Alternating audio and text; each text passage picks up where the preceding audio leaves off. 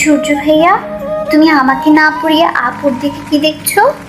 ছোট্ট মেয়েটা আমার বাঁ হাতের কেনো আঙুল ধরে কথাটা বলল, আর তাতে আমার আয়রার দিক থেকে নজর সরে আরহার দিকে এলো।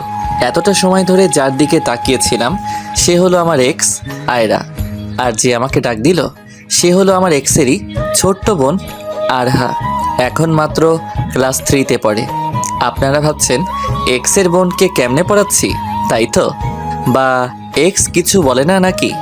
আরে ভাই, সেই ন্যাংটা থুকু গত 3 বছর ধরে আয়রারা আমাদের পাশের বাসার দোতলা ভাড়া নিয়েছে, আর আমাদের বাসা এখানেই।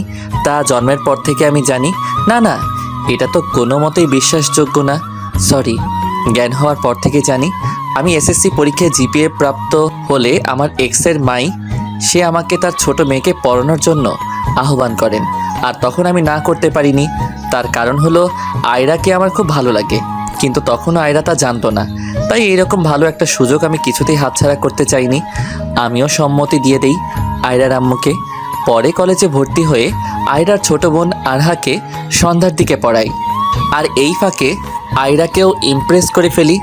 তবে রিলেশনটা বেশি দিন টিকাতে পারিনি। ও সূর্য ভাইয়া, আমি এই শব্দটার উচ্চারণ পারছি না। কই হারালে তুমি? কোনটার দেখি তো? এটা। এটা হলো হৃদয় প্রফুল্ল ছিল তাদের। তারপর আরহা পড়তে লাগলো। আয়রা অবশ্য পাশের টেবিলটার চেয়ারে বসে তার পড়া দেখছিল, আর আমি তখন কি মনে করে তার দিকেই তাকিয়েছিলাম, আর গালাগালিও করছিলাম। গালাগালি কেন করছিলাম জানেন? শালি আমার দিকে অনেক খাটাইছে। যাদের জিএফ পাশের বাসায় থাকে শুধুমাত্র তারাই বুঝবে আমার দুঃখটা। পানি থেকে তেল সব কিছু বাজার থেকে আমাকেই আনতে হতো। ব্রেকআপ করে এক প্রকার মানসিক চাপ থেকে বাঁচছি। কারো মুখে কোনো কথাই নেই। আহা, কি শান্তি। যারা পাশের বাসা বা একই পাড়াতে রিলেশনে আছেন, আমি তাদেরকে একটাই উপদেশ দিব যে আজই ব্রেকআপ করে ফেলুন। দেখবেন আপনার থেকে দুনিয়াতে আর কেউ শান্তিময় মানুষ হতে পারে না। আরহাকে পড়ানো শেষ করে আমি আমাদের বাসায় চলে এলাম। রুমে এসে ফোনটা অন করলাম। অন করার পরই দেখতে পাই বৃষ্টির 12টা মিসড কল স্ক্রিনে। তাই আমি বৃষ্টিকে কল ব্যাক করলাম না, বরং মোবাইলটা বিছানার উপর ফেলে দিয়ে শার্টটা খুলে বাথরুমে গেলাম। 2 নম্বর করতে লাগলাম। চলুন এই ফাঁকে বৃষ্টির পরিচয়টা সেরে ফেলি। বৃষ্টি, হ্যাঁ ভাই, বৃষ্টির কথাই বলছি। এটা আবার আপনারা আকাশের মেঘ ভাইবেন না প্লিজ। পাঠক ভাইয়া, মিয়া খলিফার কথা কন্যাই, এতে আমি সন্তুষ্ট। আবারও বৃষ্টি আমার বর্তমান জিএফ। মেয়েরা ভাবছে এত জিএফ পালেন কেমনে, তাই তো? আরে আপু, ছেলেদের জিএফ না থাকলে মনে হয় পৃথিবীতে তার থেকে বাইচা থাইকা কোন বালছিরি। এর থেকে ঘুমের ওষুধ খাইয়া ঘুমানোই ভালো। সরি পাঠক ভাইরা। বৃষ্টির কল ব্যাক না করার 2টো কারণ। ফার্স্ট, কল ব্যাক করলে ফোনের ভিতরেই কথার মাধ্যমে মেরে ফেলবে। সেকেন্ড, প্রথম যে কথাটা বললাম সেটা বুঝতে হবে সে কেমন মেয়েরে বাপ। এদিকে আমার 2 নাম্বার করাও শেষ হলো। তাই হাত মুখ ধুয়ে রুমে এসে অন্য একটা শর্ট পরে নিয়ে চুলগুলো ভালো করে ঠিক করে নিলাম। তারপর রুম থেকে বাইরে চলে আসতে লাগলাম, কিন্তু কি যেন আমার চোখ দেখলো। তাই ব্যাকে গিয়ে দেখতে পেলাম আমার বড় বোন সাবিহা অন্য অচেনা একটা ছেলের সাথে একই বিছানায় বসে বসে কথা বলছে। তাই আমি রুমে ঢুকলাম। আমাকে দেখে দুজনই দাঁড়িয়ে গেল এবং সাবিহা আপু বলল, বাবু, তুই এখানে কি করিস? তার আগে বলো আপু, ছেলেটিকে? আমি বলছি। বলুন। আমি সহ আমার ফ্যামিলি আসছে আপনার বোনকে দেখার জন্য, আর আমাদের একা কথা বলার জন্য আলাদা করে রুমে পাঠিয়েছে তারা সকলেই। আর আমি হচ্ছে শ্যাম। ও, তার মানে দোলা ভাই। ঠিক আছে, কথা বলুন। বাই দ্য ওয়ে, আপনার নাম কি? আমি সূর্য হুসাইন। তাহলে বাবুটা কার নাম? এটা আমিই ডাকি ভালোবেসে। আপু আমি চললাম বলে রুম থেকে তাড়াতাড়ি চলে এলাম বড় একটা রুমে। রুমে এসে দেখি আব্বু আম্মু আর দাদা মিলে ছেলের ফ্যামিলির মা বাবা ও একজন মেয়ে কথা বলা বলি করছে। তাই আমি সেখান থেকেও পাশ কাটিয়ে চলে যেতে লাগলে আব্বু বলে উঠল, সূর্য, এদিকে আয় তো। কি বলো? এই মেয়েটি বোধহয় এখানে থেকে বোর হচ্ছে, তুই বাবা ওকে ঘুরে ঘুরে সব দেখা। আব্বুর কথা কখনো মানা করার সাহস হয়নি, তাই মেয়েটিকে নিয়ে পুরো বাড়িটি ঘুরে দেখালাম। বাড়িটা ঘুরে ঘুরে দেখানো হলে মেয়েটি বলল, শুধু কি নিজের বাড়ি দেখাবেন নাকি অন্য কিছু দেখাবেন? আচ্ছা চলুন বাইরে যাওয়া যাক। তারপর দুজন বাহিরে আসলাম। মেয়েটিকে সব কিছু ঘুরিয়ে ঘুরিয়ে দেখিয়ে আবার নিয়েও এলাম আমাদের বাড়িতে। তারপর তারা চলে গেল। আমিও নিজের রুমে গিয়ে শুয়ে পড়লাম। সকাল হলে আপু ডেকে চলে গেল, তাই আমিও ঘুম থেকে উঠে রেডি হয়ে নাস্তা করে কলেজের দিকে এগিয়ে চললাম। কলেজে আসার পর আমি রুমে আসতে লাগলাম, কিন্তু হঠাৎ করেই ইন্টার ফার্স্ট ইয়ারের ক্লাসরুম থেকে শব্দ আসলো। কিন্তু আমি জানি ইন্টার ফার্স্টের ছাত্রছাত্রীদের আজকে ছুটির দিন, তাই আমি এগিয়ে গেলাম সেই দিকে। কিন্তু জানালাটা দিয়ে কিছুই দেখতে পেলাম না, আর শব্দ আসছিল না। তাই দরজার দিকে চোখ দিলাম, আর দেখতে পেলাম দরজাটা খোলা অবস্থাতেই চাপানো আছে। তাই আমি এগিয়ে গেলাম দরজার দিকে। দরজাটা ধাক্কা মেরে আমি ভিতরে ঢুকে দেখতে পেলাম আমার জিএফ বৃষ্টি আর আমাদের কলেজ পিয়নের ল্যাংটা শরীর, আর তারা যৌন মিলনে লিপ্ত ছিল। আমি সেখানে দুজনকে দেখে হয়ে গেলাম। আমাকে দেখে পিয়ন লোকটি তার লুঙ্গি পরে নেয় এবং রুম থেকে বেরিয়ে পড়ে, আর বৃষ্টি হালকা করে শাড়ি পরা অবস্থাতে আমার কাছে চলে আসে। আমি কিছু বুঝে উঠতে পারার আগে বৃষ্টি আমাকে তার সর্বশক্তি দিয়ে আমাকে ভিতরের দিকে ধাক্কা দিয়ে দরজা বন্ধ করে বাঁচাও বাঁচাও চিৎকার করতে লাগলো।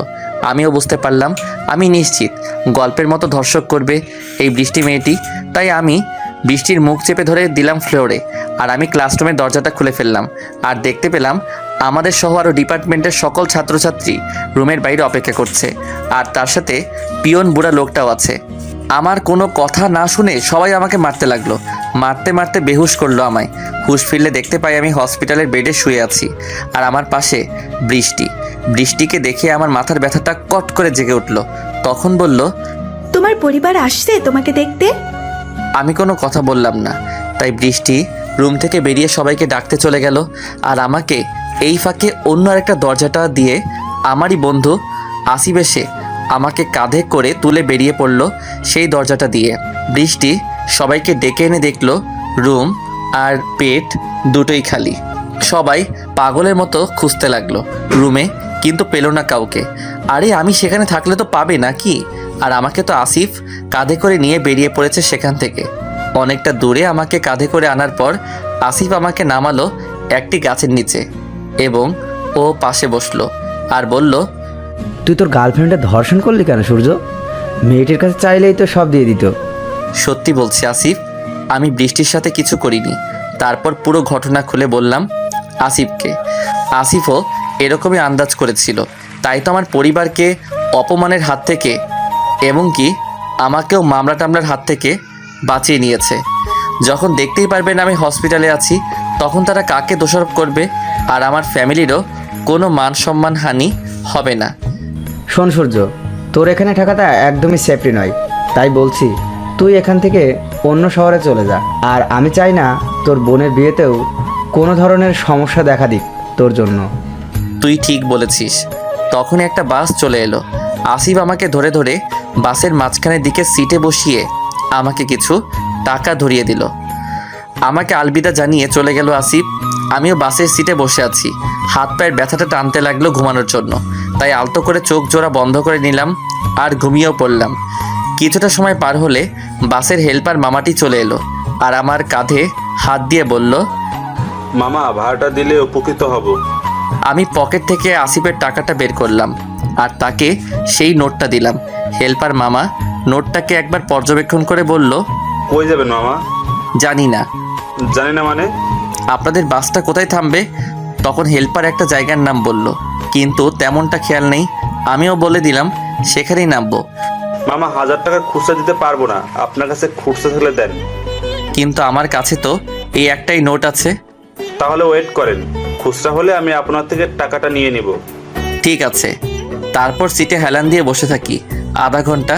1 ঘন্টা পর পর লোকজন উঠছে আর নামছে, কিন্তু ঘুম আর আসছে না। তাই আমি বাসের কাছে জানালাটা দিয়ে উকি দিলাম বাহিরের দিকে। দেখতে পেলাম রাস্তার দু সাইডে সরিষার ফুলে ফুটে উঠেছে সমস্ত জায়গা। হালকা ঠান্ডা মৃদু হাওয়া বইছে তার গায়ে। মৌমাছিও কিছু কিছু কীট পতঙ্গ বসে আছে ফুলের পাপড়ির উপরে, আবার কিছু কিছু পোকামাকড় উড়ে বেড়াচ্ছে। তবু হঠাৎ করে আরহা এবং আয়রার কথা মনে পড়ে গেল। তারা জানতে পারলে কী বা ভাববে আমাকে। তারপরও সেগুলো মনে করতে চাইলাম না। তারপরে হেল্পার মামা আমার কাছ থেকে 1000-এর নোটটি নিয়ে খুচরা দিয়ে দিল আমায়। ভাবতে লাগলাম কই যাব, কী বা করবো অচেনা অজানা শহরে, কার কাছেই বা থাকবো, কি নিয়ে থাকবো। মনে পড়লো মোবাইলের কথা। পকেটে হাত ঢুকিয়ে দেখি মোবাইলটাও নেই পকেটে। হয়তো মাইরের এক পর্যায়ে মোবাইলটা খতম হয়ে গেছে। এগুলো নিয়ে ভাবছি, তখন হেল্পার মামা সবাইকে নামতে বলল, কারণ বাসটি আর কোথাও যাবে না। তাই বাস থেকে আস্তে আস্তে নেমে পড়লাম। নামার পরই বাসটা চলে গেল আমাকে রেখে। শহরের রাস্তা আর এদিকে সন্ধ্যা ঘনিয়ে এসেছে, আর পেটের ভিতরেও ক্ষুধার আগুন জ্বলছে। তাই আমি টং চায়ের দোকানে গিয়ে একটা পাউরুটি ও বিস্কুট সাথে চা নিলাম। খাওয়া শেষ করে বিলটা তাকে দিয়ে আস্তে আস্তে হাঁটতে লাগলাম। হাঁটবো আর কত দূর এই অসুস্থ শরীর নিয়ে, আর রাতও বেশি ঘনিয়ে এসেছে। তাই আমি রাস্তার সাইডে শুয়ে পড়লাম। অনেক রাত হলে কিসের যেন আওয়াজে আমার ঘুমটা ভাঙলো। তাই বসে পড়লাম। বসে দেখতে পেলাম একটা মেয়েকে দুজন ছেলে ডিস্টার্ব করছে। তাই আমি অসুস্থ শরীর নিয়ে সেদিকে এগিয়ে গেলাম। গিয়ে দেখতে পাই মেয়েটির জামাতে হাত দিচ্ছে একজন ছেলে। তাই আমি সেই হাতটি ধরে ফেললাম, আর তা দেখে অপর ছেলেটি আমার গাল বরাবর একটা ঘুষি মারল। আর এক ঘুষিতেই আমি মাটিতে লুটিয়ে পড়লাম আর জ্ঞান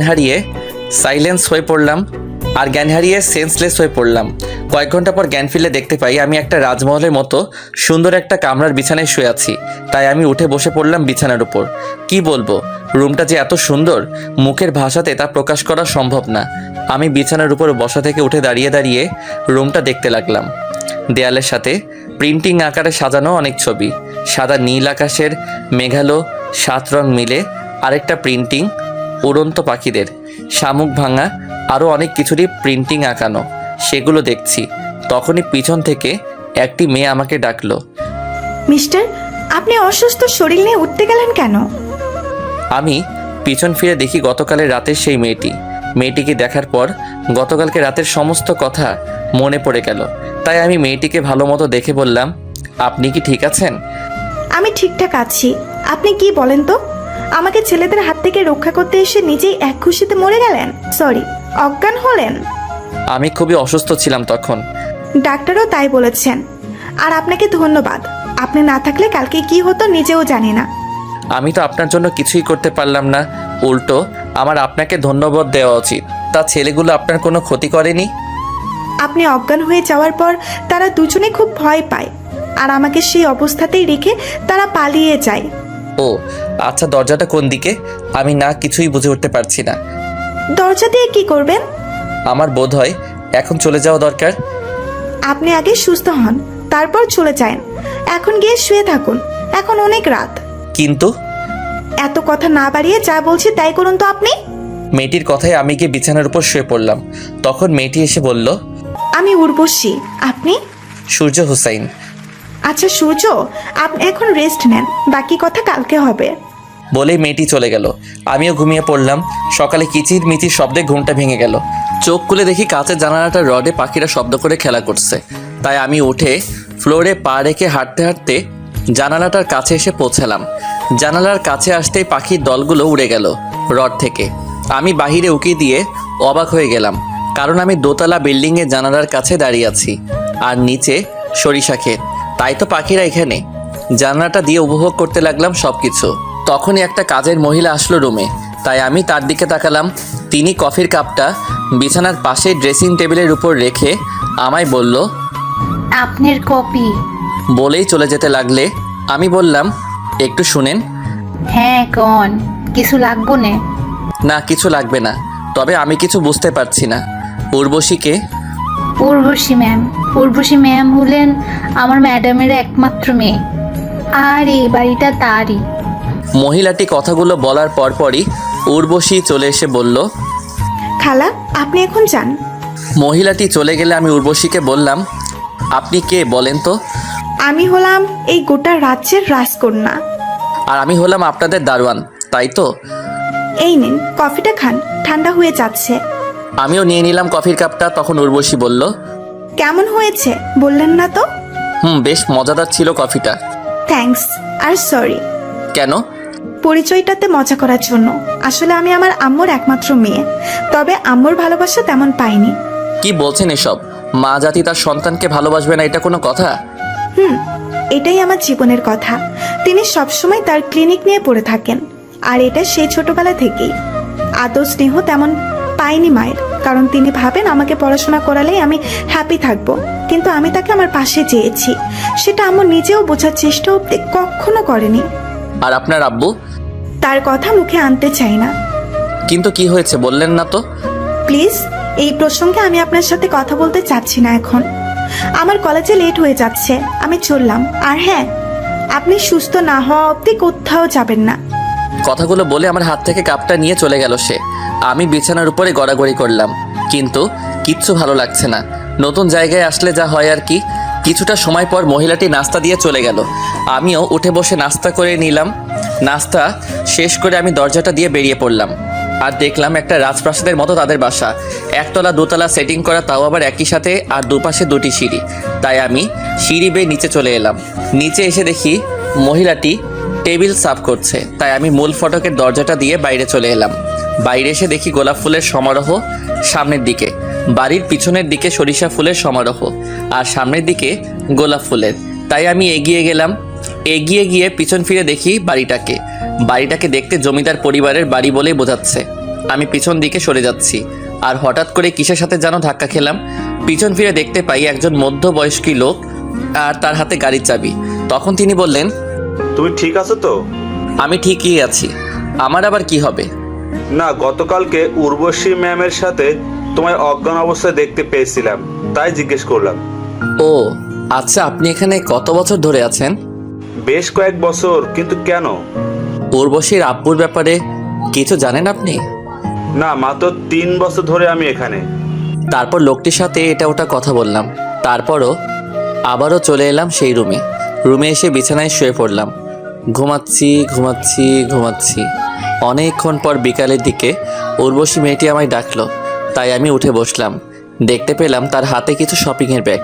উর্বশী বলল, ঘুমাবেন, ভালো কথা। দুপুরের খাবারটা খাননি? আমিও দেখতে পেলাম খাবার রাখা আছে সেখানে, কিন্তু খালা তো আমায় একবারও ডাকিনি, তাই কিছু বললাম না আমি। সে যাই হোক, এখন আপনি আপনার শার্ট প্যান্ট পাল্টিয়ে আসুন বাথরুম থেকে। বলেই শপিংয়ের ব্যাগগুলো আমার হাতে তুলে দিল সে। কিন্তু আবারও কিন্তু জান বলছি। তাই আমি বসে না থেকে উঠে বাথরুমে চলে গেলাম। শপিংয়ের ব্যাগটাতে দেখতে লাগলাম কি কি আছে। প্রথমে বের হলো শার্ট, নীল সাদা মেলানো। আরেকটা শপিং ব্যাগে দেখতে পেলাম টি শার্ট ও প্যান্ট। অন্যটায় দেখি হাতের ঘড়ি, আর অপরটায় যা দেখতে পেলাম সেটি হলো আন্ডার প্যান্ট। মেয়েরা কেমনে ছেলেদের সেটাও আনতে পারে, আদৌ অজানা। বুকের ভিতর কষ্টের পাহাড় জমে থাকলেও হাসিও আসলো। তখনই উর্বশী বলল, আর কতক্ষণ লাগবে আপনার? আসছি আপু। বলেই দাঁড়িয়ে দাঁড়িয়ে আন্ডার প্যান্টটা দেখে পরে নিলাম। সব কিছুই ফিটফাট হলো। হাতের ঘড়িটাও পরে নিলাম। আর এখন শুধু একটা জিনিসেরই কমতি রয়ে গেল, আর সেটি হলো মোবাইল। থাক আর বলবো না, তাই আমি বাথরুম থেকে বেরিয়ে আসলাম। তখন উর্বশী বলল, অনেক সুন্দর মানাইছে তো আপনারে, পছন্দকার বলতে হবে না? নিশ্চয়ই আপনার। আরে না, কি বলেন, আমি ছেলে মানুষের পোশাক কেমনে কিনবো? উর্বশী মেয়েটির কথায় আমি একটু অবাক হলাম। তাহলে কার পছন্দ হতে পারে? তাই আমি জিজ্ঞেস করলাম, তাহলে কার পছন্দ এগুলো? এইগুলো সবই আমার বিএফ নীলের পছন্দ। আগে বলেননি তো আপনি রিলেশন করেন।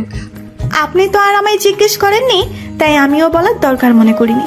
আচ্ছা, আপনি একটু অপেক্ষা করুন, আমি 5 মিনিটের মধ্যে আসছি। তারপর সে আমার রুম থেকে চলে গেল। আমি গিয়ে বিছানার উপর বসলাম। কেমন যেন খারাপ লাগছিল, কিছুই বুঝতে পারছিলাম না। উর্বশী মেয়েটি চলে এলো। সে ড্রেস চেঞ্জ করে আসলো, আমাকে ডেকে নিয়ে নিচে চলে এলো এবং ড্রাইভারকে গাড়ি বের করতে বলল। ড্রাইভার গাড়িটা নিয়ে এলো, কালো গাড়ি। উর্বশী আমাকে বসিয়ে সেও অপর সিটে বসলো। তারপর ড্রাইভার উর্বশীর কথা মতো গাড়ি চালাতে লাগলো, আর একটা উন্নত মানের রেস্টুরেন্টের সামনে এসে গাড়িটা থামাতে বলল। ড্রাইভারও গাড়ি থামালো। সে আমাকে নামতে বলে তিনি নিজেও নেমে পড়ল, আর আমিও নেমে পড়লাম। তারপর সে রেস্টুরেন্টের ভিতরে চলে গেল, সাথে আমিও। দুজনে বসে আছি। উর্বশী অর্ডারের রিসেন্ট দেখে অর্ডার দিল। কিছুটা সময় পার হলে ওয়েটার এসে খাবার দিয়ে গেল। আমরা খাবার খাচ্ছি। তখনই একজন ছেলে এসে বলল, আমাকে রেখেই খাওয়া দাওয়া করছো তাই না? তুমিও বসো। ছেলেটি বসে গেল, আর উর্বশী বলল, তোমায় যার কথা বলেছিলাম সে। ও হাই, আমি নীল। কাটা চামচ দিয়ে খাচ্ছিলাম, তাই হাতে কোনো এঁটো নেই। আমিও হাত বাড়িয়ে দিয়ে, আর আমি হচ্ছি সূর্য হুসাইন। আপনাকে বোধহয় আমি চিনি। কিন্তু আমি তো আপনাকে চিনি না। আপনি কি ফেসবুকে লেখালেখি করেন ভাই? মানে রাইটার? নীল যখন কথাটা বলছিল তখন আমি খাচ্ছিলাম, তাই আমার গলায় কাশি আসলো। আর আমি মুখটা হাত দিয়ে চেপে ধরলাম। না ধরলে মুখের খাবারগুলো নীলের সুন্দর টি শার্টের উপর গিয়ে পড়তো। কি বলছেন ভাই? আমি রাইটার ফাইটার কিছু নই, জাস্ট সিম্পল একটা মানুষ। ও সরি, আপনার নামের সাথে একদম মিল, তাই জিজ্ঞেস করলাম। নীল, এসব কি হচ্ছে? তুমি কি বলতে আসছিলে আমায় সেটা বলো। পরশু আমার বড় ভাইয়ের বিয়ে, তোমাকে আমার সাথে যেতেই হবে। আমি বিয়ে টিয়েতে আসতে পারবো না। প্লিজ, আমার জন্য না হলেও ফ্যামিলির জন্য প্লিজ। ওকে, তবে আমার সাথে সূর্যও আসবে। এর মধ্যে আমি নাই আপু। কিন্তু আমার কোনো কথা না শুনে নীল বলল, ঠিক আছে, আমি এখন চলি, বাসায় অনেক দায়িত্ব আছে। বলেই চলে গেল। তখন আমি বললাম, আচ্ছা আপু, নীল ভাইয়াও কি আসলে কাজ করে? করে হয়তো। তবে আমার মনে হয় নীল শালার পুত ডাহা মিথ্যা কয়। কিছু বললা তুমি? কই না তো আপু। তারপর দুজনেই খাওয়া দাওয়া করলাম। খাওয়া দাওয়া শেষ হলে ওয়েটার এসে বিলটার কাগজ দিয়ে গেল। উর্বশী বিলটা টেবিলের উপর রেখে কিছু টিপস দিয়ে দিল। তারপর গাড়িতে গিয়ে আবার উঠলাম আর ড্রাইভার গাড়ি ছেড়ে দিল। তখন উর্বশী বলল, আপনার বাসা কই? আমার কোনো বাসা নেই। আমি ডাহা মিথ্যা কথা বললাম। বাসা নেই মানে? আমি এতিমখানায় থেকেছি এতদিন, আর গতকালকে সেখান থেকে চলে আসছি চাকরির খোঁজে। ও, তা পড়াশোনা কতদূর হয়েছে আপনার? ইন্টার সেকেন্ড অবধি। ভালো, তার সার্টিফিকেট কই সেগুলোর? পড়ে গেলাম গ্যারার তলে, তাই আবারও ডাহা মিশা কথা কইতে হইব। গতকালকে রাত্রিবেলা সেগুলো আমার সাথে ছিল। আপনার দিকে এগিয়ে যাওয়াতে সেগুলোর কথা একদমই ভুলে গেছিলাম। তার মানে আপনার কাছে একটাও সার্টিফিকেট নেই? না। তখন উর্বশী মেয়েটি ড্রাইভারকে গতকালকে রাতের জায়গায় নিয়ে যেতে বলল। আমিও শুধু চুপচাপ বসেই রইলাম। ড্রাইভার গতকালকে রাতের ঠিক সেই জায়গাটাতে নিয়ে এলো। তারপর উর্বশী নেমে গেল আর আমিও নেমে গেলাম। সবাই মিলে অনেক খোঁজাখুঁজি করলাম, কিন্তু সার্টিফিকেটগুলোর কোনো হদিস পেলাম না। আরে সার্টিফিকেটগুলো আমি নিয়ে আসলে তো থাকবে, কিন্তু আমি এই বড়লোকের মেয়েটার থেকে একটা সুযোগ নিতে চেয়েছি জীবনে বাঁচবার জন্য। হয়রানি হবার পর উর্বশী গাড়িতে উঠে পড়ল আর ড্রাইভারও, তাই দেখে আমিও গাড়িতে উঠে পড়লাম। তখন উর্বশী বলল, সরি, আমার জন্য আপনার এত বড় ক্ষতি হয়ে গেল। ভাগ্যে যা থাকে তাকেই মেনে নিতে হবে। দাঁড়ান, আমি আপনার ভাগ্য বদলে দেওয়ার ব্যবস্থা করছি। বলেই উর্বশী কাকে ফোন করলো আর ওপাশ থেকে ফোনটা রিসিভ করে নিল। তখন উর্বশী আপু বলল, কই রে তুই? আমি বাসায় আছি। কেন? অপর পাশ থেকে একটি মেয়ে, আমি তোদের বাসায় আসছি, দারোয়ানকে বলে রাখিস। ঠিক আছে, আয়। ড্রাইভার উর্বশী আপুর কথা মতো একটা 3 তলা বাড়ির গেট দিয়ে ঢুকতে লাগলো। দারোয়ান কিছু না বলে উর্বশীকে স্যালুট করলো আর গাড়িটিও বাড়িটির ভিতরে এসে থামলো। উর্বশী আপু গাড়ি থেকে নেমে আমাকেও নামতে বললেন, তাই আমিও নেমে পড়লাম। গাড়ি থেকে নামার পর একটা মেয়েকে দেখতে পেলাম। দেখতে মাশাআল্লাহ হুটপরির থেকে কোনো অংশে এক ফোঁটা কমতি নেই। লাল রঙের একটা শাড়ি পরে আছে মেয়েটি। হাতের দিকে চোখ গেলে দেখতে পাই এক হাতে লাভ সিস্টেমের ঘড়ি, আরেক হাতে নীল লাল হলুদ চুড়ি মেশানো হাতে, তাও অনেকগুলো। কানে চোখ যেতেই মেয়েটি কানের নিচে দেখি যে কানের ঝুমকাটা অনেক লম্বা। কি বলবো আর আপনাদের, প্রথম দর্শনেই হারিয়ে গেছি তার শহরের মায়ায়। এখন এই মায়া থেকে কে টেনে তুলবে? তোলার তো কোনো মানুষ নেই। হ্যাঁ, আমাকেই নিজেই চেষ্টা করতে হবে। ওই, আপনি কই হারালেন সূর্য? উর্বশী আপুর কথায় আমি নিজেকে সামাল নিলাম। কি হয়েছে আপু? তখন দেখতে পাই মেয়েটি আমাদের একদমই কাছাকাছি। আপনি কই হারাইছিলেন? ঝুমকোর মধ্যে। মানে আমার ভেতর হারালেন কেন আপনি? আর আমি তো আপনাকে ফার্স্ট দেখলাম মনে হয়। আমি বলতে চাইছি আপনার কানের ইয়া বড় ঝুমকোর মধ্যে আমি ডুবে গিয়েছিলাম। ও তাই বলুন। ওর নাম কি জানেন আপনি? নাম না বললে কি করে জানবে আপু? কিরে বল না, তোর নাম কি? উর্বশী আপু তার বান্ধবীকে কথাটা বলল। তুই বলে দিলেই তো হয়। তোর নাম তুই বল। আমার কানের ঝুমকোর নামের বরাবরই আমার নাম ঝুমু। অনেক কাছাকাছি। একদমই, চলুন ভেতরে, আর তুইও আয়। তারপর ঝুমু মেয়েটি আমাদের দুজনকে একটা টেবিলে বসিয়ে রেখে কই যেন হারালেন। একটু পরে আবার চলে এলেন 3 কাপ চা নিয়ে। উর্বশী আর আমাকে চায়ের কাপ হাতে ধরিয়ে দিয়ে ঝুমু উর্বশীর পাশে গিয়ে বসলো। উর্বশী চায়ের কাপে চুমুক দিয়ে বলল, ঝুমু, আমাকে একটা হেল্প করবি দোস্ত? ট্রাই করব, বল। শুধু ট্রাই না, হেল্প করতেই হবে তোকে। কি করতে হবে সেটা বলবি তো নাকি? তোর ভাই জহিরের অফিসে এই ছেলে মানে সূর্যকে ঢুকিয়ে দে না। ঠিক আছে, ভাইয়াকে বলবো আমি তোর হয়ে।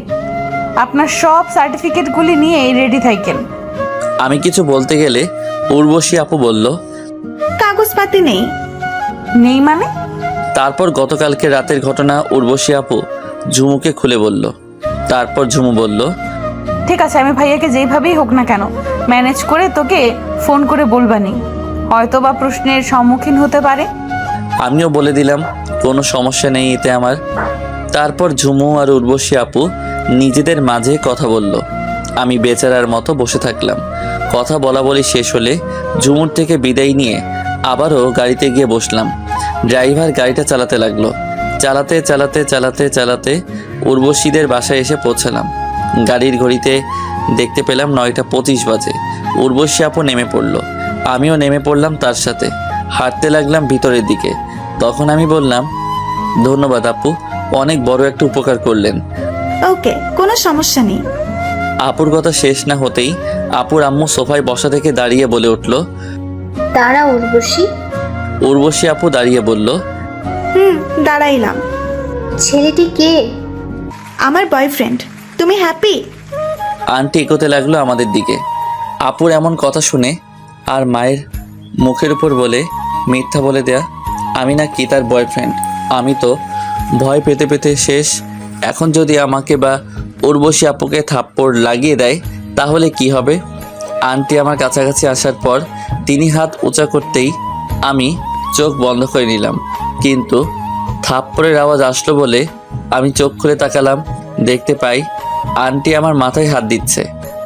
তোর পছন্দ একদমই পারফেক্ট আছে।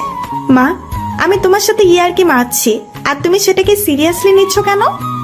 আপুর এমন কথায় দেহ থেকে প্রাণটা নিঃশ্বাস নিতে লাগলো। তাহলে এই কে? ও আমার কলেজ ফ্রেন্ড। আচ্ছা, এবার যা, টেবিলে খেয়ে নে, খাবার দেওয়া আছে। আন্টি আপনি খাবেন না? আমি খেয়ে নিয়েছি। আন্টির কথা শেষ হলে খাবার টেবিলে চলে গেলাম উর্বশীর সাথে, এবং আমি উর্বশী আপুর মতোই খাওয়া দাওয়া করছি। খাওয়ার মাঝে আমি খেয়ালও করেছি যে সচমেলের খাবার রান্না করার পর যেমন থাকে ঠিক সেরকমই আছে। তার মানে আন্টি এখনও খাইনি। আমি উর্বশী আপু আর আন্টির ভাবসাব বুঝতে পারলাম কিছুটা। মানে হলো আন্টি উর্বশীকে হয়তো কিছু কথা বলতে চায় কিন্তু পারে না। খাওয়া দাওয়া শেষ হলে চেয়ার থেকে উঠে পাশের ট্যাপ থেকে হাত ধুয়ে নিই। হাত ধোয়া হলে ট্যাপের পাশে থাকা সাদা রঙের টিস্যু দিয়ে হাত মুছে সেটি ময়লা ফেলার ঝুড়ির মধ্যে ফেলে দিই। তারপর আমি উর্বশীকে পিছন ফিরে বললাম, আপু আমি চললাম রুমে। ঠিক আছে, গুড নাইট। আপু তখনও খাবার টেবিলেই বসে বসে কি যেন নিয়ে ভাবছিল, তাই আমি তাকে ডিস্টার্ব না করে রুমে চলে এলাম। রুমে এসে বিছানার উপর শুয়ে পড়লাম। চোখে বিষণ্ণ একটা ঘুম আসলো, তাই ড্রেসিং টেবিলের উপর রাখা বাতিটার সুইচ অফ করে দিলাম। এখন আপাতত রুমটা অন্ধকার, আর ঘুমের মধ্যে সেই ঝুমু মেয়েটি দেখতে পেলাম। ঝুমু মেয়েটি আমার একেবারে কাছে চলে আসলো, আর আমার মেয়েদের মতোই শ্বাসকষ্ট হচ্ছিল ঘুমের ঘরেই। একেবারে কাছাকাছি চলে এলে আমার দম মোমবাতির ন্যায় ধপ করে বন্ধ হয়ে যায়, আর আমার ঘুমটাও ভেঙে যায়। হাঁপাতেই অন্ধকারে পাশেই ড্রেসিং টেবিলের উপর রাখা কাচের গ্লাসটায় হাত দিয়ে নিতে গেলে সেটি নিচে পড়ে ভেঙে টুকরো টুকরো হয়ে যায়, আর পানিও মেঝেতে গড়াগড়ি খায়। কাচের গ্লাসের এই একটা সমস্যা, কোনো রকম নিচে পড়লে ফার্দা ফাই হয়ে যায়। কেন রে ভাই, স্টিলের গ্লাসের মতো থাকলে কি হয় তোদের? বাড়িওয়ালার কাছে কোনো প্রবলেম নেই, কিন্তু এত রাতে ঘুমাবো নাকি কিভাবে গ্লাসের টুকরোগুলো তুলবো? এতে তো পানিও খেতে পারলাম না। অপরদিকে এই বিপদ। একবার খেয়াল এলো, থাক যা হবার হয়ে গেছে, আগে ঘুম পরে সব কিছু। আবার খেয়াল এলো এটা তো আমার বাড়ি নয়, তাই এত অহংকার কিসের? আর সবচেয়ে বড় কথা হচ্ছে কাজের মহিলা বা অন্য কেউ আমার রুমে আসলে পাটা তো কেটে রক্ত পড়বে। এই ভাবনা চলে এলে আমি ড্রেসিং টেবিলটার লাইটটা অন করে বিছানাটা ছেড়ে নেমে গ্লাস ভাঙার পাশ কাটিয়ে বাথরুমে চলে আসি এবং আপুর সেই শপিংয়ের ব্যাগগুলো নিয়ে আসি। সেখান থেকে ফ্রোমের মতো বের করলাম, সেটা দিয়ে পরিষ্কার করতে লাগলাম মেঝে। পরিষ্কার করা শেষ প্রান্তে চলে এলে ছোট্ট একটা কাঁচের টুকরে হাত কেটে গেল। তারপর আমি সেগুলো পরিষ্কার করে রুমের বাহিরের ময়লা ঝুড়িটিতে ফেলে চলে আসলাম রুমে এসে বাথরুমে গিয়ে রক্তমাখা হাতটা ধুয়ে টিস্যু পেঁচিয়ে বিছানার উপর এসে বসে পড়লাম। রক্ত পড়া বন্ধ হলে শুয়ে পড়লাম আর ঘুমিয়েও পড়লাম আর হারিয়ে গেলাম ঘুমের রাজ্যে। সকালবেলায় আগের দিনের ন্যায় পাখিদের কিচিমিচি শব্দ শুনতে পেলাম আর ঘুম থেকেও জেগে গেলাম তখন। তবুও চোখ জোড়া বন্ধ করে শুয়েই রইলাম।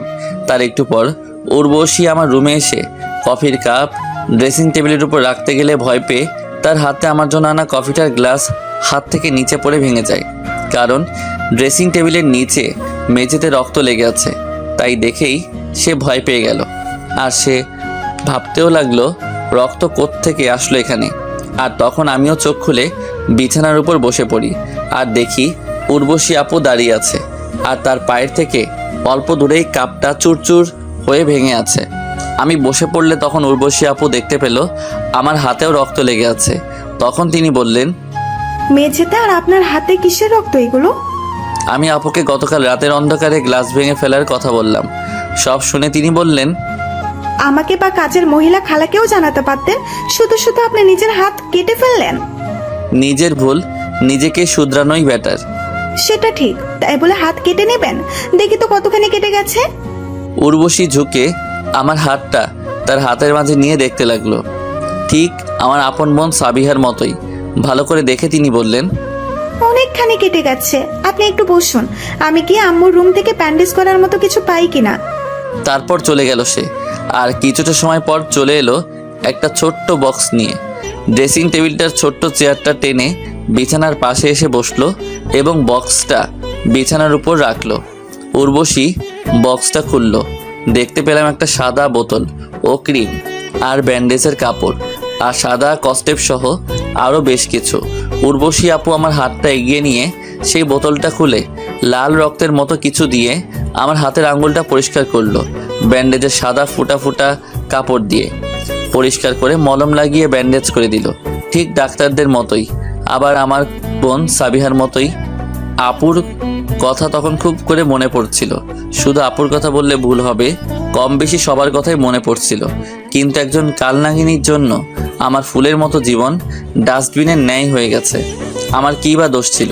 আমি উর্বশী আপুর ব্যান্ডেজ করার দিকে তাকিয়ে তাকিয়ে কথাগুলো আনমনে ভাবছিলাম। তখন তিনি বললেন, শেষ? কই হারালেন আপনি এবার? না, কোথাও না। সত্যি করে বলেন তো, কি নিয়ে ভাবছিলেন? ভাবছিলাম আমার আপু থাকলে হয়তো এমন করে হাত বেঁধে দিত।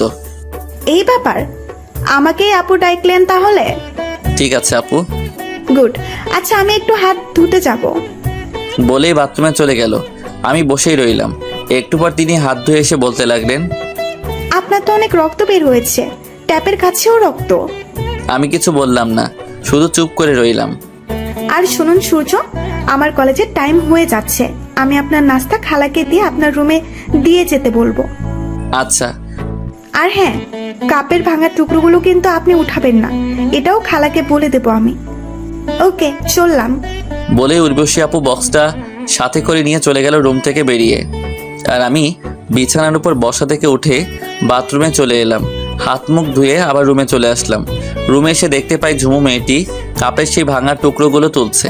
আমি ভাবতে লাগলাম সে কখন এলো আর ভাঙা টুকরোগুলো সে কেন তুলছে। আপু না বলল খালা উঠাবে এগুলো। আমাকে দেখতে পেয়ে ঝুমু মেয়েটি দাঁড়িয়ে গেল এবং বলতে লাগলো, এই যে মিস্টার, আমার বান্ধবী আপনাকে থাকতে দিয়েছে বলে আপনি যেখানে সেখানে কাচের ভাঙার টুকরো ফেলে রাখবেন নাকি? আমাকে কথা বলার সুযোগ না দিয়ে আরও বলতে লাগলো, অন্যের বাসা আপনি অপরিষ্কার ডাস্টবিন বানিয়ে রাখেন, আমার ভাইয়ার অফিসে আপনি কেমন করে রাখবেন আমার তা বোঝা হয়ে গেছে। পিছনে ফিরে দেখেন। আমার কথায় ঝুমু পিছনের দিকে ঘুরে দেখলো উর্বশী দরজার সামনে দাঁড়িয়ে সব কিছু দেখছে। আপুকে আমি আগেই দেখতে পেয়েছিলাম। আমি আগে কিছু বলতে গেলে আপু আমাকে ইশারায় দ্বারা চুপ থাকতে বললেন। তাই তো আমি ঝুমুর কথাই শুনে যাচ্ছিলাম, তবে কিছুই বলিনি। তুই কখন এলি উর্বশী? এসেছি তোর এই রুমে ঢুকতে দেখেই। তাহলে হয়েছে কি?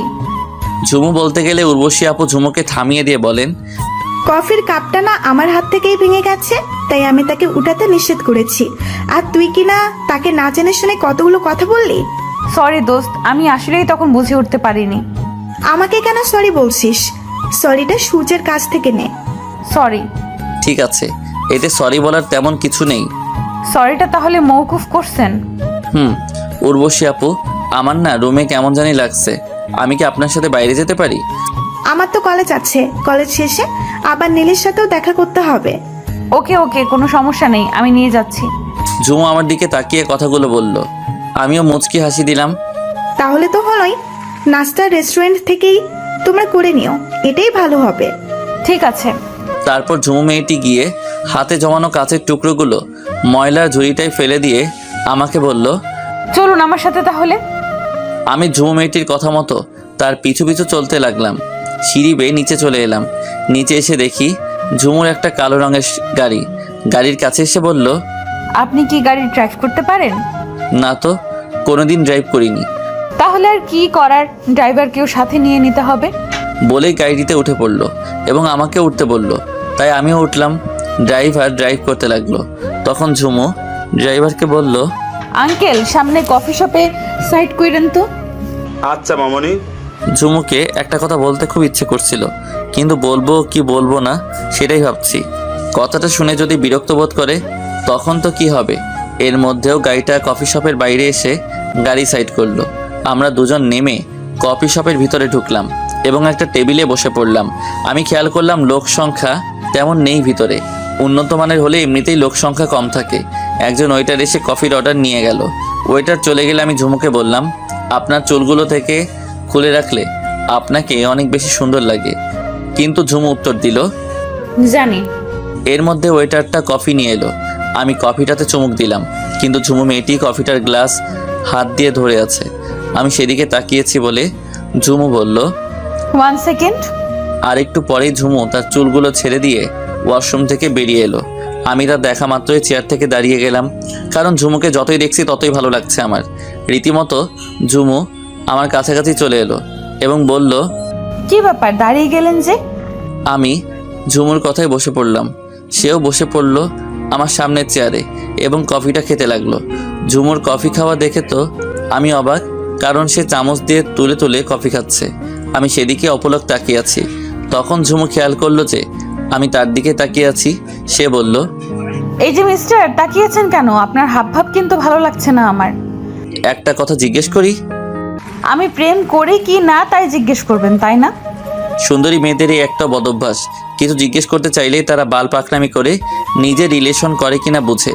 কি জিজ্ঞেস করব সেটা নিজেও জানে না, তবুও। না। তাহলে করুন জিজ্ঞেস। আপনি চামচ দিয়ে তুলে তুলে কফি খাচ্ছেন কেন? ও, এই ব্যাপার।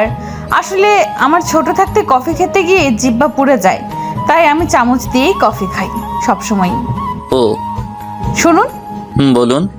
তখন ঝুমু তার কাঁধের ছোট ব্যাগটা তার কোলে রেখে ব্যাগটার চেইন খুলে একটা কার্ড আমার হাতে ধরিয়ে দিয়ে বলল, আমার বড় ভাইয়া আপনাকে তার অফিসে দেখা করতে বলেছেন, এই নিন ভিজিটিং কার্ড।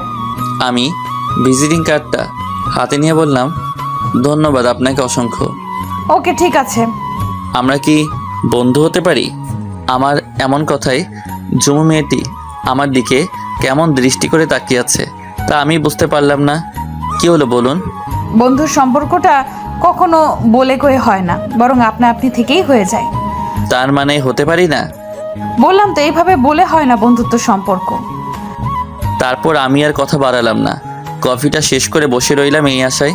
ঝুমুর কফি খাওয়াটা দেখছিলাম। তারও খাওয়া শেষ হলো। কফির বিলটা টেবিলের উপর রেখে দিয়ে উঠে পড়লো ঝুমু, তাই আমিও উঠে পড়লাম। তারপর দুজনে গাড়িতে গিয়ে বসলাম। ড্রাইভার আঙ্কেল গাড়িটা ছেড়ে দিল। আমি গাড়ির ভেতরে গিয়েও কোনো কথা বলছি না, শুধুই চুপচাপ বসে আছি। তাই ঝুমু মেয়েটি বলল, আচ্ছা, বন্ধু হতে পারেন। আমি ঝুমুর দিকে তাকিয়ে এবার একটু হাসি দিলাম। ড্রাইভার আঙ্কেল গাড়িটা চালিয়ে চালিয়ে একটা কলেজের সামনে নিয়ে এলো। তখন ঝুমু তাকে থামাতে বলল গাড়িটা। ড্রাইভারও থামিয়ে দিল। তারপর সে নেমে গেল। আমিও নেমে গেলাম। নেমেই ঝুমুর দিকে প্রশ্ন ছুড়ে দিলাম, এখানে কেন আসলাম আমরা? কারণ এটা আমার কলেজ। আমি ভালো করে লক্ষ্য করলাম কলেজটাকে। কলেজটা সাধারণত অনেক জায়গা নিয়ে অবস্থিত। 4 তলা কলেজ। আর এখন কলেজের মাঠের কাছাকাছি রাস্তায় আমরা দাঁড়িয়ে আছি। আর কলেজের সাথে একটা মসজিদ, অনেক সুন্দর একটা মসজিদ, দেখলেই চোখ জুড়িয়ে যায়। তখন আমি ঝুমুর সামনাসামনি হয়ে বললাম, অসম্ভব ধন্যবাদ আপনাকে আমাকে এমন একটা জায়গায় নিয়ে আসার জন্য। ওয়ে, এখন আমরা বন্ধু, তো আমাদের মাঝে এখন আর আপনি সাপনি চলবে না। তাহলে আমি আপনাকে তুমি করে বলি? ঠিক আছে, তা আপনার জায়গাটা খুব পছন্দ হয়েছে বুঝি? খুব। তবে তুমি আমায় আপনি বলে ডাকতে না বলে নিজেই আপনি করে বলছেন। হ্যাঁ, আমি তুমি বলতে পারবো না, তাই আপনি করেই বলবো। আচ্ছা, আর কি করারই বা। তারপর আবারও দুজনে গাড়িতে চেপে বসলাম। ড্রাইভার আঙ্কেল একটা রেস্টুরেন্টে নিয়ে এলেন। তারপর রেস্টুরেন্ট থেকে নাস্তা সেরে ঝুমুর গাড়িতে করে উর্বশী আপুর বাসায় চলে আসি এবং আমি আমার থাকার রুমে চলে এলাম। রুমে এসে হাতের ঘড়িটা ড্রেসিং টেবিলের উপর রাখলাম। তারপর চোখ গেল বিছানার উপর। দেখতে পেলাম সেখানে একটা শপিং ব্যাগ, তাই বিছানার উপর থেকে সেটি হাতে নিলাম এবং সেটি শপিং ব্যাগ থেকে বের করলাম। শপিং ব্যাগ থেকে বের করার পর দেখতে পাই একটা 7 ফুটের মতো গিফট। গিফটের প্যাকেটটা খুলে দিলাম আর তাতে দেখতে পাই একটা মোবাইল। আশ্চর্য হলাম এক অদ্ভুত কাণ্ড দেখে। জীবনেও এমন কোনো কিছু দেখিনি, আর সেটি হলো মোবাইলটা আছে, সেটি দেখতে পাচ্ছি পরিষ্কার, কোনো খাপটাপ নেই। আপনারাও আশ্চর্য হলেন বোধহয়, তাই তো নাকি? এমন অদ্ভুত কথা আমি বললে তো আশ্চর্য হওয়া ছাড়া কোনো উপায় নেই। মোবাইলটা রাখার বক্সটা কোনো কাগজ বা কার্টুনের, আবার লোহারও নয়। বক্সটা হলো কাচের। কাচের গ্লাস না খুলেই বাইরে থেকে দেখা যাচ্ছে মোবাইল সহ হেডফোন, চার্জার, ব্লুটুথ, এই সকল জিনিসপত্র। আপনারা ভাবছেন আমি স্বপ্ন দেখছি? আরে ভাই, আমিও তখন ভাবছিলাম আমি স্বপ্ন দেখছি, কিন্তু আসলে তা নয়, এটাই বাস্তব। গল্পে আসি। আমি খুঁজতে লাগলাম মোবাইলটা বের করব কিভাবে। অপর দিকে উল্টাতে দেখতে পেলাম ছোট্ট একটা তালা, তাও পাসওয়ার্ডের। দেখে হাসি আসলো আমার, তাই হাসতে লাগলাম আর আনমনে বলতে লাগলাম এটা মোবাইল নাকি অন্য কিছু। অনেক অনেক দামি মোবাইল হলে যা হয় আর কি। পাসওয়ার্ড চাচ্ছে, তাই আশেপাশে দেখতে লাগলাম কিছু আছে কিনা। তাই প্যাকিং করার প্যাকেটটাও দেখতে লাগলাম। তখন দেখতে পেলাম একটা ছোট্ট কাগজে লেখা আছে, তোমরা যেটা খুঁজছো সেটি দরজার পেছনে আছে। লেখাটি দেখে আমি রুমের দরজার পিছনের দিকটাই দেখতে লাগলাম। দরজাটায় আসলেই লেখা আছে। সেখানে আবারও আগের ন্যায় লেখা আছে, এখানে নয়, মেইন দরজায়। কেমন বোকা তুমি, হ্যাঁ? লেখাটা দেখে নিজের কাছেই নিজে বোকা মনে করতে লাগলাম। তারপর মেইন দরজায় এসে দেখি বোকা হলেই পাসওয়ার্ড। লেখাটি দেখে মাথার চুল চুলকাতে চুলকাতে রুমে চলে আসলাম এবং এটি পাসওয়ার্ড যেখানে চাচ্ছে সেখানে টাইপ করে দিয়ে দিলাম। আর সাথে সাথেই কাচের গ্লাসটা ফাঁকা হয়ে গেল। আর তখনই উর্বশী আপুর কথা মনে হলো, তাই আমি উর্বশী আপুর নিকট নিয়ে যেতে লাগলাম কাচের কাপটা নিয়ে। আমি আপুর বাইরে এসে কড়া নাড়লাম।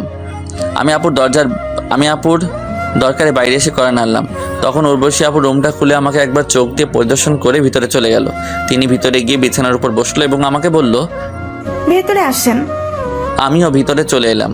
এটা মনে হয় আপনার জন্য। তখন আপু একটা অট্ট হাসি দিয়ে বলতে লাগলো, আসলে তুমি একজন বোকা, সে যাই হোক, এটা তোমার জন্যই আমার তরফ থেকে জবের জন্য উপহার।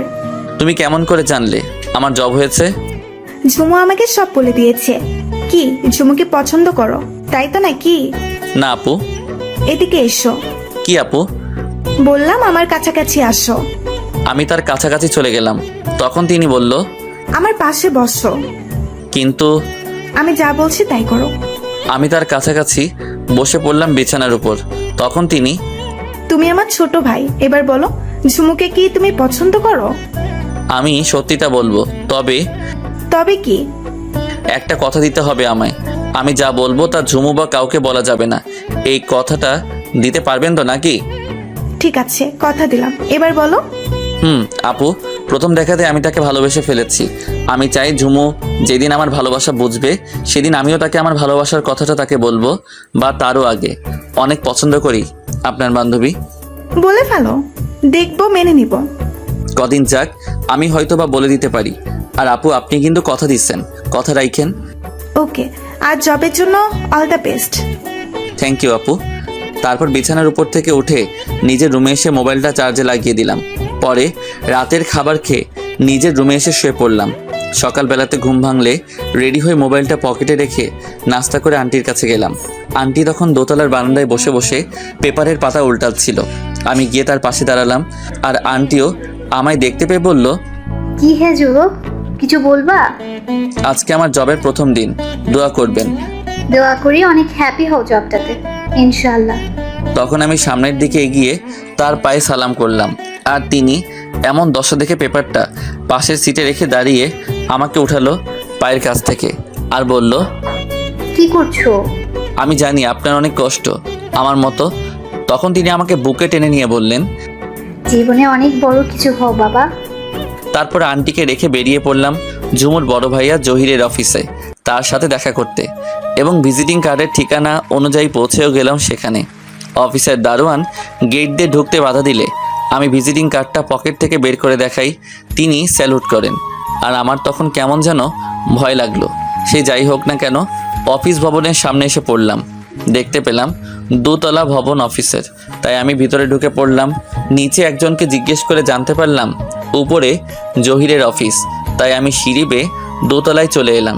এসেও একটা ঝামেলার মধ্যে ঢুকে পড়লাম। দেখতে পেলাম দরজার জায়গায় কাচের গ্লাস, আর দেখতে পেলাম অফিসের স্টাফেরা অফিস থেকে দেওয়া অ্যাক্সিস কার্ড ব্যবহার করে ভিতরে ঢুকছে, কিন্তু আমার কাছে ওরকম কোনো কার্ড নাই। আর আমি তখনই খেয়াল করলাম ঝুমু মেয়েটি অফিসের ভিতরের কাচের গ্লাসের পাশে বসে থাকা একটা মেয়ের সাথে কথা বলছে। আমি হাত উঁচু করলাম, ঝুমু সেটি দেখেও না দেখার ভান করলো, এবং তারপরেই ঝুমু সহ সেই মেয়েটি আসলো এবং অন্য আরেকটা দরজা দিয়ে আমাকে ভিতরে নিয়ে এলো। ঝুমু আমাকে তার ভাইয়ার কেবিনে পাঠিয়ে দিল। আমি রুমে ঢুকেই আসসালামু আলাইকুম স্যার। ওয়ালাইকুম আসসালাম। তারপর বললেন বসুন মিস্টার। আমিও বসে পড়লাম। শুনুন মিস্টার, আপনি তো নতুন, তাই আপনার সাথে সিনিয়র কলিগ দিচ্ছি, যাতে সে আপনাকে সব কিছু বুঝিয়ে দেয় এবং পরবর্তী সময়ে আপনি একাই যাতে সব কিছু বুঝে নিতে পারেন। Okay sir. আর তখন তিনি একটা বেলে টাপ দিলেন, আর অফিসের পিয়ন এসে বলল তন্ময়কে ডেকে পাঠাও তো আমার কেবিনে। বলেই পিয়ন একবার আমার দিকে তাকিয়ে চলে গেল। আর কিছুটা সময় পর তন্ময় স্যার এরপর কেবিনের দরজাটার সামনে এসে বলল, স্যার আমায় ডাকছেন? হ্যাঁ, এসো তন্ময়, বসো। তন্ময় লোকটি আমার পাশের চেয়ারে বসলো এবং স্যার বলতে লাগলো, তন্ময়, ওনাকে তোমার নতুন প্রজেক্টে নিয়ে নাও, যাতে করে অল্প সময়ে ধারণা জন্মায়। ঠিক আছে স্যার। ওকে, এবার তন্ময়ের সাথে গিয়ে সবার সাথে পরিচয় হয়ে নিন। স্যারের কথায় আমরা তার রুম থেকে বেরিয়ে পড়লাম এবং দেখতে পেলাম ঝুমু বাইরের সিটে বসে আছে। আমাকে দেখে বলল, কি বললো ভাইয়া আপনাকে? জয়েন করে কাজ দিয়ে দিল। গ্রেট। তারপর ঝুমুকেও সাথে করে সবার সাথে পরিচয় হয়ে নিলাম। এভাবেই কয়েক মাস কেটে গেলে উর্বশী আপুদের বাসা থেকে অফিস দুটোর মাঝে শুধু আবদ্ধ তা কিন্তু একেবারে নয়, মাঝে মধ্যে ঝুমুকে নিয়েও ঘুরতে যাওয়া চলে। আজকে অফিস নেই, তাই ভাবলাম আজকে ঝুমুকে আমার ভালোবাসার কথাটা বলে দিব। আমার যেই ভাবা ঠিক সেই কাজ। ঝুমুকে আসতে বললাম একটা জায়গায়, ঝুমু আগেই চলে এলো আর আমিও চলে এলাম। আমি আগেই বললাম, শীত করতেছে অনেক, তাই না? না তো। তাহলে গরম লাগতেছে? না। তাহলে কি লাগতেছে? ওই যে নাতিস্থল্য। আপনি কি যেন বললেন? আমি? হ্যাঁ আপনি।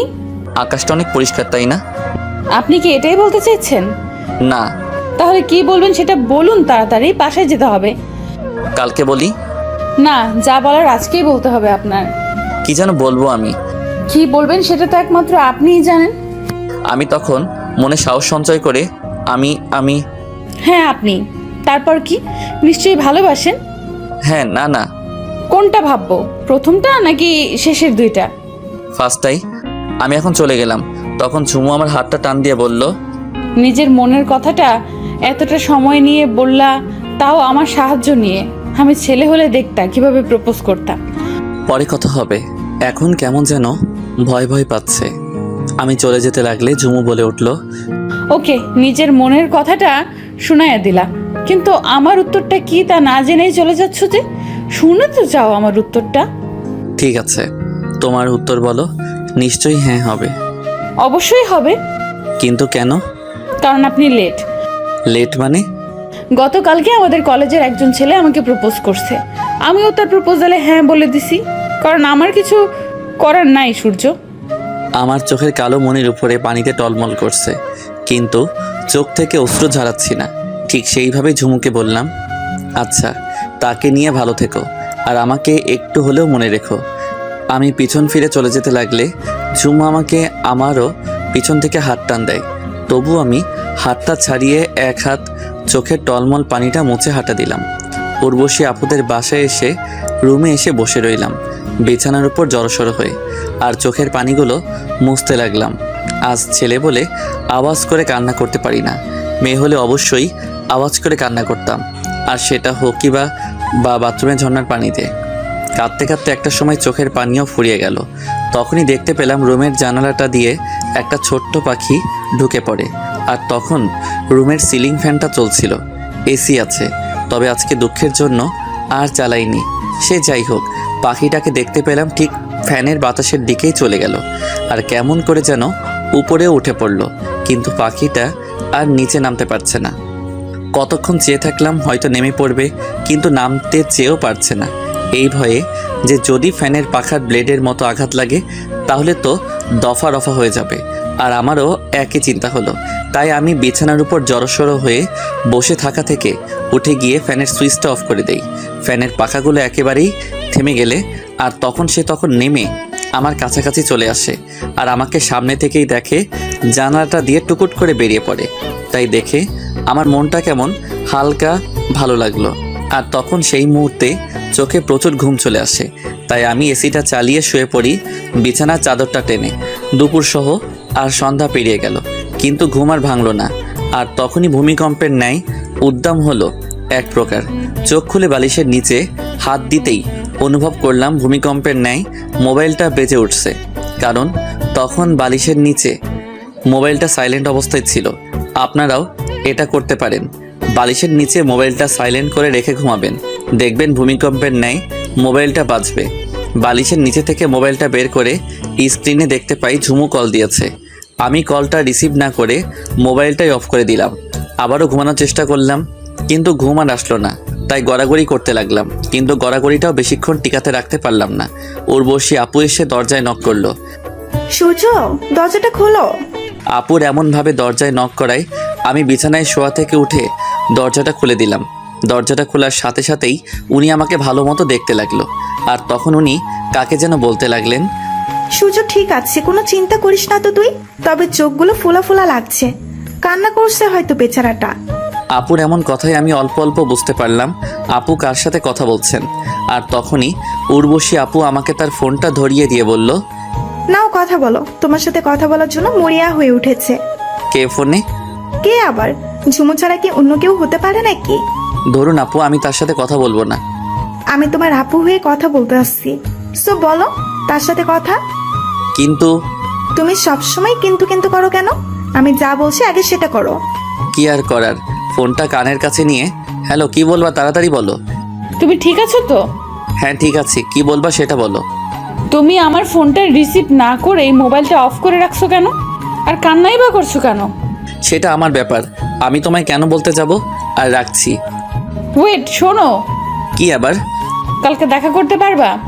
না, যা বলার এখনই বলো। ভালোবাসি তোমায়। কি? কানে কি তোমার প্রবলেম আছে? না, তবে তুমি একসাথে কয়জনকে ভালোবাসবা শুনি? কজন মানে? তুমি যে বললা দেখা করার সময় তোমাকে কে যেন প্রপোজ করছে, আর তুমিও হ্যাঁ বলে দিছো। এখন তার কি হবে? আসলে এই উর্বশীটি কি বলে তুমি বোকা। আসলেই তুমি বোকা, মজাকেও সিরিয়াস নিছো। মিথ্যা হলে বলে দিলেই তো পারতে। শুধু শুধু আমাকে এরকমভাবে কষ্ট দেওয়ার কোনো ওয়ে দেখছি না আমি। জানানোর জন্যই তো ফোন দিছিলাম তোমার মোবাইলে। আর আমি যার সারা জীবনের সঙ্গী হব তাকে একটু বাজিয়ে দেখতে হবে না নাকি? তাই বলে কষ্ট দিবা? 100 বার দিব, 1000 বার দিব। আর কালকে অফিস শেষ করে আমাদের বাসায় চলে এসো, ভাইয়ের সাথে কথা বলতে হবে। ভাইয়ার সাথে কয়েকদিন পরে কথা বললে হয় না? হ্যাঁ, প্রেম করে আকাম কুকাম করে বাচ্চা পেটে রাখতে আমি পারবো না, বিকজ আমি ভাইকেও ম্যানেজ করে নিয়েছি। শুধু কথাবার্তা বলবা ভাইয়ের সাথে, ওকে? এখন রাখছি, আর কান্না একদম করবা না বলে দিলাম। ঠিক আছে। পরে ফোনটা ঝুমু কেটে দিল। আমি দেখতে পেলাম উর্বশী আপু ততক্ষণে বিছানার উপর বসে আছে। আমি এগিয়ে গিয়ে তার মোবাইলটা তার দিকে এগিয়ে দিলাম। আপুও ফোনটা নিয়ে নিল আর বলতে লাগলো, বাহ, এতক্ষণ কথা বললা আর নিজের ভালোবাসাটার মতো করে নিজের করে নিলা। আমি মাথা নাড়লাম। তারপর আপু উঠে চলে গেল রুম থেকে বেরিয়ে। রাতে খাবার টেবিলে খাবার খেলাম সবাই মিলে।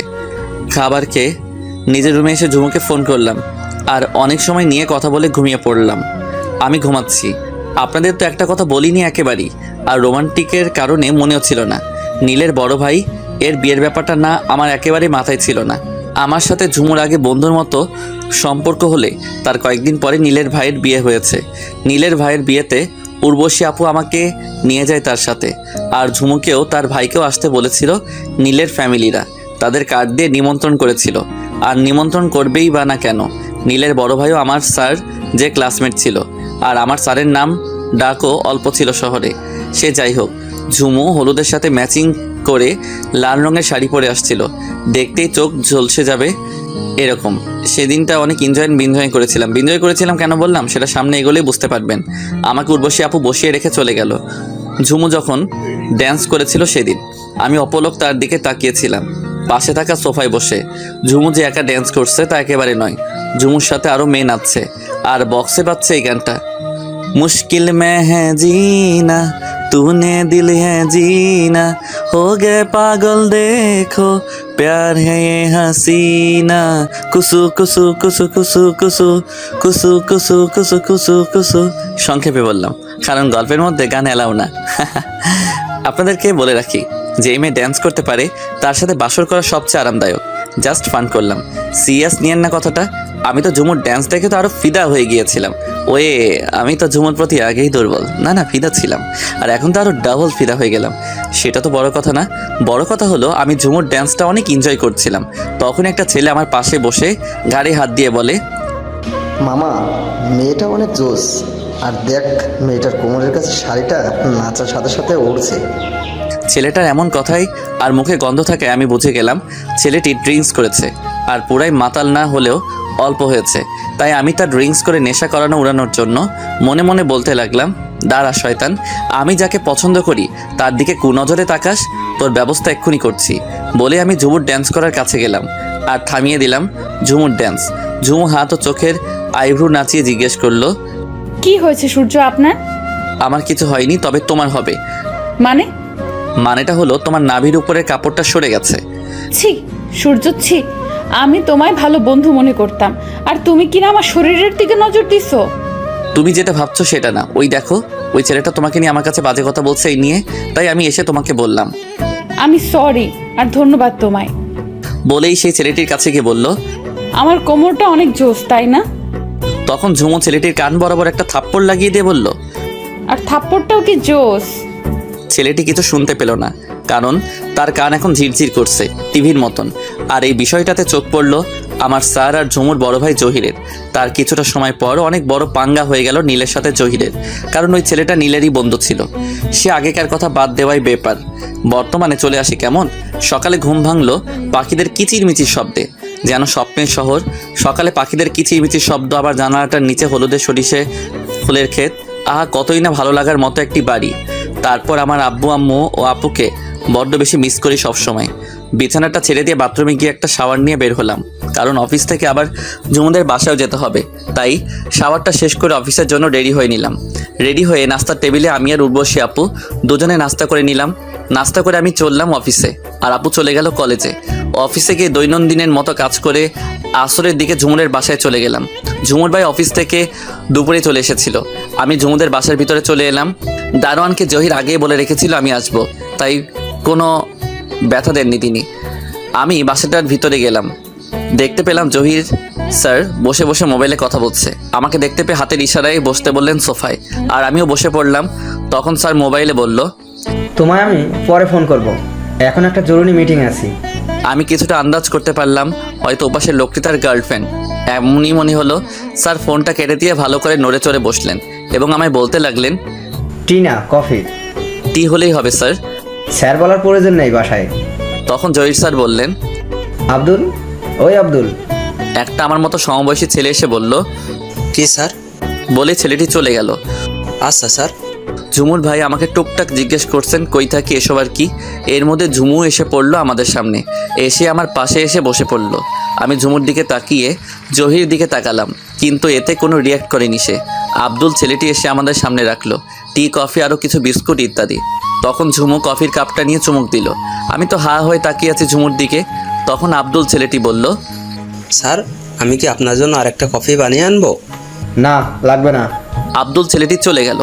তখন ঝুমু তার চুমুক দেওয়া কাপটা তার ভাইয়ের দিকে এগিয়ে দিয়ে বলল, সরি ভাইয়া, আমি বুঝতে পারিনি, চাইলে নিতে পারো। না থাক। বলে ঝুমুর ভাই তার মোবাইলটা হাতে নিয়ে সেখান থেকে চলে গেল। আর আমি তখনও ঝুমুর দিকে তাকিয়েছিলাম। তখন ঝুমু আবারও কফিটা চুমুক দিয়ে বলল, ওয়েট, তোমার টিটা ঠান্ডা হয়ে যাচ্ছে। ঝুমুর এমন কথায় আমি ওর দিক থেকে চোখ সরিয়ে কফির কাপটার দিকে তাকালাম, আর কফির কাপটা ওর হাত থেকে নিয়ে নিলাম।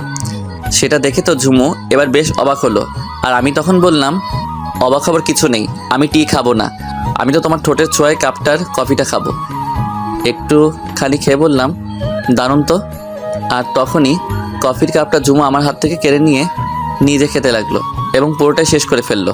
আর আমি শুধু অপলকেই তার দিকে তাকিয়ে আছি। ঝুমুর কফিটা শেষ হয়ে বলল, শুনেন মিস্টার, ভাইয়া বলেছে যে আমাদের দুজনের বিয়েটা তাড়াতাড়ি দিতে চায়, কারণ তারও তো বয়স হয়েছে, তারও বিয়ে করতে হবে। তার জন্য আমাদের বিয়ে পরশুদিন হবে। সেটা না হয় বুঝলাম, তবে আমার সাথে মিশবার জন্য তোমার ভাইয়ার কফিটাই হাত দিয়েছিলে, তাই তো? তুমি কেমনে বুঝলা? আমার লাইফ পার্টনারের মনে কি চলে তা একটু হলেও তো আন্দাজ করতে পারি আমি। তাই বুঝি? একেবারেই তাই। তারপর কিছুটা সময় ঝুমুর সাথে প্রেম করে একটা ফ্ল্যাট দেখে চলে আসলাম উর্বশী আপুদের বাসায়, এবং আপুর রুমে এসে দেখি আপু ল্যাপটপ নিয়ে কী যেন করছে। তাই আমি গিয়ে তার সামনে দাঁড়ালাম। তখন তিনি ল্যাপটপ থেকে নিজের চোখ সরিয়ে আমার দিকে তাকিয়ে বলল, কিছু বলবা সূর্য? আপু। কি বলবা? একটু তাড়াতাড়ি বলো, কলেজের কিছু ডকুমেন্টস রেডি করতে হবে আমায়। আপু, আমার আর ঝুমুর বিয়ে ঠিক হয়ে গেছে। ও, কংগ্রাস, ভালো তো। তা কবে বিয়ে? পরশু বিয়ে, তাই আমি কালকে চলে যেতে চাই। কি? কই চলে যাবা? উর্বশী আপু তার ল্যাপটপটা বন্ধ করে, আপু আমি একটা ফ্ল্যাট দেখে আসছি, আমি চাইছি কালকে সেখানে উঠবো গিয়ে। তুমি চলে যাবা না যাবা সেটার কিছু আমি জানি না। তুমি গিয়ে আমার আম্মুকে বলো, সে যদি তোমায় যেতে বলেন তো তুমি কালকে কেন, আজকেই যেতে পারো। তখন আমি উর্বশী আপুর রুম থেকে বেরিয়ে আন্টির রুমের সামনে চলে এলাম এবং দরজার সামনে এসে কাশি দিলাম। তখন তিনি মোবাইলে কী যেন করছিলেন, হয়তো ফানি ভিডিও দেখছিলেন তিনি। তাই তো তার মুখে হাসি। আমার কাশির শব্দে তিনি দরজার দিকে তাকিয়ে আমাকে দেখে বললেন, ভেতরে এসো বাবা। আন্টির কথায় আমি ভিতরে এলাম এবং তার পা বরাবর বসে বললাম, কিছু লাগবে? আমি চাইছি আমি এখান থেকে চলে যাব, আর এটা তো আমার বাসা না, আপনারা তো এতে বিরক্ত হন। তখন আন্টি ভিডিও দেখা থামিয়ে দিয়ে মুখটা ভারী করে ফোনটা পাশে রেখে বলল, চলে যাইবা মানে? আমরা তো সবাই তোমাকে আপন করে নিয়েছি, বিরক্ত বোধ কেউ করে না। তুমি আছো বলেই আমার ফ্যামিলিটা পরিপূর্ণ আছে। আমি জানি, কিন্তু আমার তো বিয়ে করতে হবে, আর আমার বউকে তো আর আপনাদের এখানে রাখতে পারবো না। 100 বার রাখতে পারবা, আমি তো তোমায় নিজের ছেলের মতোই দিই। আর ওই দেখো দরজার পাশে উর্বশী দাঁড়িয়ে আছে, সে তোমাকে নিজের ছোট ভাই ভাবে। আমিও তখন দরজাটার দিকে তাকালাম আর দেখতে পেলাম আপু দরজাটার সামনে দাঁড়িয়ে আছে। আর এটা দেখে আনমনে চোখ দিয়ে এক ফোঁটা পানি গড়িয়ে পড়লো। এই ভেবেছে আমি আমার একটা পরিবার হারিয়ে ফেলি আর একটা পরিবার খুঁজে পেয়েছি, আর সেটা উর্বশী আপুর জন্যই হয়েছে। তাই আমি সবসময়ই উর্বশী আপুকে ধন্যবাদ জানাবো। তাদের এমন ভালোবাসা, আর আমাকে তাদেরই একজন মনে করে দ্বিধায় আর ফ্ল্যাটে ওঠা হলো না। পরের দিন অফিস থেকে 5 দিনের ছুটি নিয়ে নিই, আর তার পরের দিন 2 পরিবারের সঙ্গে আত্মীয়তা হয়ে পড়ে। আর আমার আর ঝুমুরেরও বিয়ে হয়ে যায়। ঝুমুরকে আমাদের বাসায় নিয়ে আসি। বাসর ঘরটা উর্বশী আপু নিজ হাতে সাজিয়েছেন। আপু আর আন্টি অনেক খুশি। বাসর ঘরে ঢুকলাম বিসমিল্লা বলে। রুমে ঢুকে দেখতে পেলাম ঝুমু বউ সাজে বসে আছে বিছানার উপর। তাই আমি ঘুরে দরজাটা বন্ধ করে দিলাম, আর রীতিমতো ঝুমু মেয়েটি আমার পিছনে চলে এলো। আমি সামনে তাকাতেই ঝুমুকে দেখতে পেলাম আমার কাছাকাছি। তখন আমি বললাম, থাক থাক, সালাম করতে হবে না। কে বলেছে আমি তোমায় সালাম করার জন্য তোমার কাছাকাছি চলে আসছি? তাহলে কেন এসেছো? বিড়াল মারার জন্য আসছি। আমাকে দেখে কি তোমার বিড়াল মনে হয় নাকি? আরে বুদ্ধু, ওই বিড়াল না। যেই বিড়াল হন না কেন, আগে নামাজ, তারপর দেখব। আচ্ছা ওই দেখ, আমি আগেই সব রেডি করে রেখেছি। আমি দেখতে পেলাম বাসর করার বিছানার নিচে দুইটা জায়নামাজ। তারপর দুজন মিলে নামাজ পড়ে নিলাম। নামাজ পড়া শেষ হলে ঝুমু মেয়েটি গিয়ে বিছানায় বসে পড়লো, আর আমিও গিয়ে ঝুমুর পাশে বসলাম এবং ঝুমুকে বললাম, চলো আমাদের ভবিষ্যৎ নিয়ে আসি দুনিয়াতে। তখন ঝুমু বলল, পাঠকদের সামনে এগুলা বলা বা করাটা একেবারেই বিপজ্জনক। আমি পাঠকদের উদ্দেশ্যে বলি, হ্যাঁ আপনাদেরকেই বলছি, এখন বিছানা গরম হবে আর সাথে আমরা দুজন মানুষও। সো সাইড দেন আর দ্বিতীয় সিজনের জন্য অপেক্ষা করুন।